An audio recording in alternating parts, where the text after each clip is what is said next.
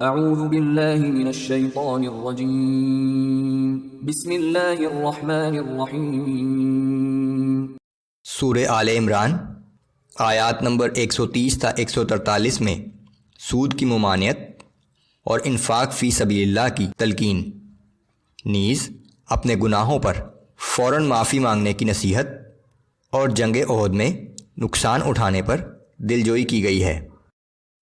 اعوذ باللہ من الشیطان الرجیم یا ایہا الذین آمنوا لا تأکلوا الربا اضعافا مضاعفة واتقوا اللہ لعلکم تفلحون۔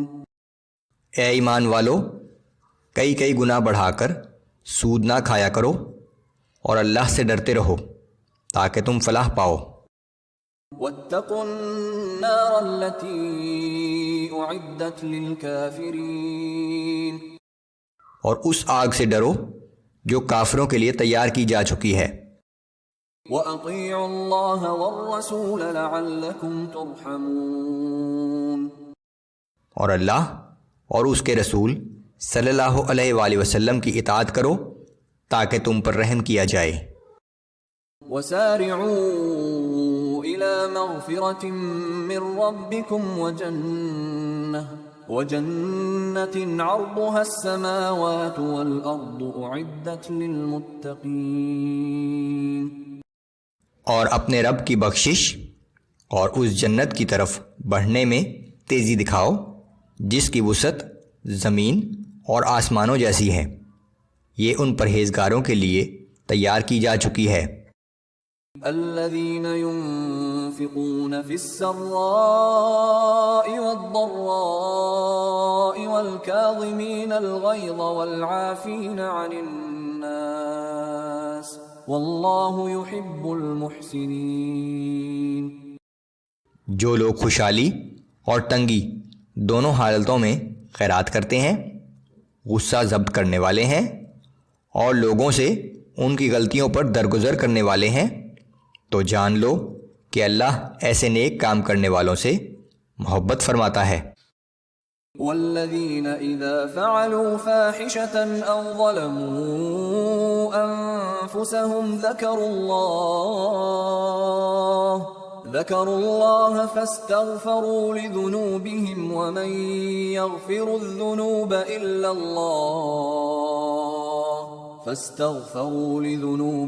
ومن يغفر الذنوب الا الله ولم يصروا على ما فعلوا وهم يعلمون۔ اور یہ ایسے لوگ ہیں کہ جب کوئی صریح گناہ کر بیٹھتے ہیں یا اپنے آپ پر ظلم کر بیٹھتے ہیں تو فوراً اللہ کا ذکر کرتے ہیں اور اپنے گناہوں کی معافی مانگتے ہیں۔ بے شک اللہ کے سوا گناہوں کی بخشش کر بھی کون سکتا ہے، اور پھر دیدہ و دانستہ اپنے کیے پر اصرار نہیں کرتے۔ اولئک جزاؤہم مغفرۃ من ربہم وجنات تجری من تحتها الانہار خالدین فیہا ونعم اجر العاملین۔ ان کے رب کے پاس ایسے لوگوں کی جزا یہ ہے کہ وہ انہیں معاف کر دے گا اور جنت کے ایسے باغات میں داخل کرے گا جن کے نیچے نہریں بہتی ہیں، یہ لوگ ان باغات میں ہمیشہ رہیں گے۔ کیا ہی اچھا صلہ ہے نیک اعمال کرنے والوں کے لیے۔ قد خلت من قبلكم سنن فسيروا في الأرض فانظروا كيف كان عاقبة المكذبين۔ تم سے پہلے بہت سی امتوں کی مثالیں گزر چکی ہیں، سو تم زمین میں چل پھر کر دیکھو کہ جھٹلانے والوں کا کیا انجام ہوا۔ هذا بيان للناس وهدى وموعظة للمتقين۔ یہ تمام انسانوں کے لیے ایک تنبیہ ہے اور پرہیزگاروں کے لیے ہدایت اور نصیحت ہے۔ ولا تهنوا ولا تحزنوا وأنتم الأعلون إن كنتم مؤمنين اور تم ہمت نہ ہارو اور غم نہ کرو، آخر کار تم ہی غالب رہو گے اگر تم کامل مومن ہو۔ ان آیات کا پس منظر جنگ احد ہے۔ إن يمسسكم قرح فقد مس القوم قرح مثله اگر تمہیں اب کوئی زخم لگا ہے تو یاد رکھو کہ اس سے پہلے تمہاری دشمن قوم کو بھی اسی طرح کا زخم لگ چکا ہے۔ وَتِلْكَ الْأَيَّامُ نُدَاوِلُهَا بَيْنَ النَّاسِ وَلِيَعْلَمَ اللَّهُ الَّذِينَ آمَنُوا وَيَتَّخِذَ مِنكُمْ شُهَدَاءَ اور یہ شکست و کامیابی کے دن ہم لوگوں کے درمیان الٹ پھیر کرتے رہتے ہیں، اور یہ اس لیے ہے کہ اللہ اہل ایمان کی الگ پہچان کرا دے، اور اس لیے بھی کہ تم میں سے بعض کو شہادت کا مرتبہ عطا کرے۔ وَاللَّهُ لَا يُحِبُّ الظَّالِمِينَ اور اللہ ظلم کرنے والوں کو پسند نہیں کرتا۔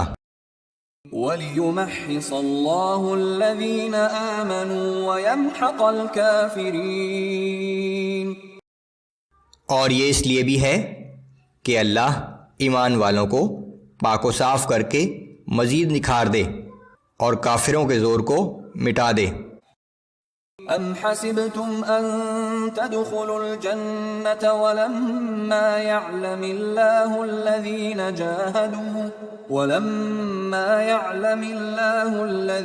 جَاهَدُوا مِنكُمْ وَيَعْلَمَ الصَّابِرِينَ